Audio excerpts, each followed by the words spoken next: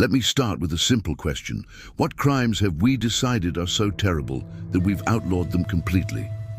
Theft, illegal. Slavery, illegal.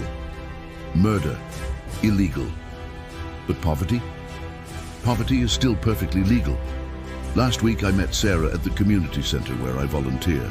She works 3 jobs, a full-time office cleaner at night, retail during the day, and weekend gigs whenever she can find them. She hasn't seen a doctor in 8 years, despite chronic pain. She hasn't taken a vacation in 12 years. She sleeps 4 hours a night. Her children barely recognize her. And here's what broke my heart. She apologized to me. She said, "I'm sorry I can't contribute more to society," as if her exhaustion was a moral failing. In the same city where Sarah struggles, luxury condos sit empty as investment properties. In the same country, billionaires compete for who can build the biggest space rocket. In the richest nations in history, people still sleep on sidewalks, still beg for food, still die from treatable illnesses because they can't pay. Let me ask you something uncomfortable. If a child starves in a society with enough food for all, isn't that violence? If an elderly person freezes to death outside an empty building, isn't that cruelty? If a mother dies because she can't afford medicine that costs pennies to make, isn't that murder? We've normalized poverty. We treat it like a natural disaster, something tragic but inevitable, something to manage rather than eliminate. There will always be poor people, we say with a shrug. But poverty isn't natural. It's engineered. Look at the facts. There are more empty houses than homeless people in most developed countries. We produce enough food to feed 10 billion people, yet millions go hungry. The world's 10 richest men doubled their wealth during a global pandemic, while billions suffered. A CEO can earn more in an hour than their workers earn in a year. This isn't scarcity. This is design. Why do we allow this to continue? Because poverty benefits those who control the system. Desperate people accept lower wages, creating cheap labor. Struggling people are too exhausted to question authority. Hungry people will take any job, any conditions.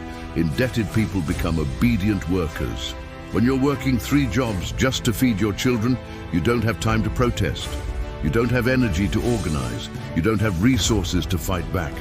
That's not a bug in the system, it's a feature. Throughout history, whenever ordinary people gained too much economic security, those in power found ways to take it back. When workers demanded fair wages, they imported cheaper labor. When communities created mutual aid, they criminalized it. When the poor built wealth, they changed the rules. We've criminalized being poor, fines for sleeping in public when you have no home, penalties for being unable to pay debts, arrests for stealing food when you're hungry, imprisonment for addiction when you can't afford treatment. But we've never held accountable those who created the conditions for poverty in the first place.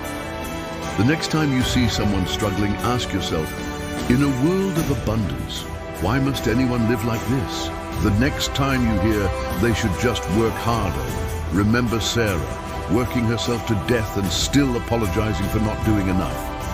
The next time someone says poverty is inevitable, ask them, for whom is it inevitable? And who benefits from that belief? We've been taught that poverty is about personal failure. It's not. It's about systemic design. We've been told there isn't enough for everyone. There is.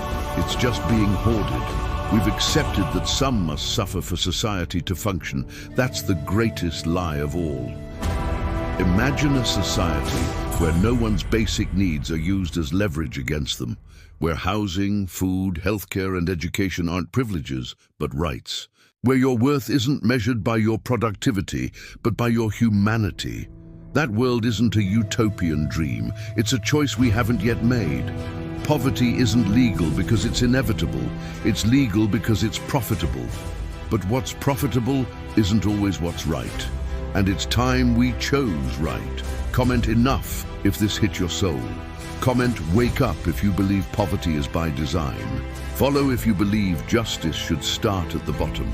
Because a society is measured not by its tallest towers, but by how it treats those with the least power. Let's be human again.